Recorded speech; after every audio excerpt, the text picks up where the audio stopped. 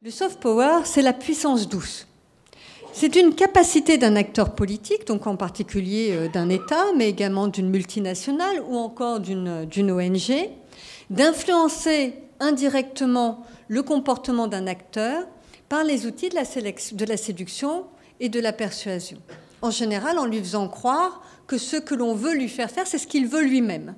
Et autant vous dire que les ONG font beaucoup ça. Enfin, la gouvernementalité internationale impose, et en particulier lorsqu'une entreprise va dans un autre pays, il faut que ce qu'elle propose ce soit vu par ceux qui l'accueillent comme quelque chose dont ils ont besoin, comme quelque chose de bienvenu.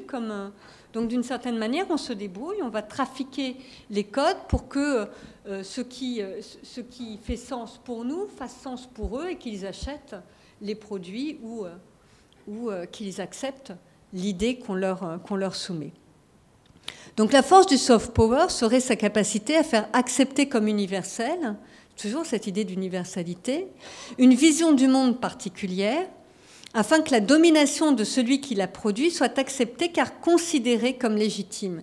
On parle beaucoup aujourd'hui, il y a plein de productions sur la servitude volontaire, c'est vraiment une expression très à la mode. On peut dire que le soft power est une manière de faire passer une servitude, donc de faire en sorte que les gens soient d'accord avec cette notion de servitude. Or, il existe des tas de moyens de le faire. Moi, il se trouve que j'étudie le religieux.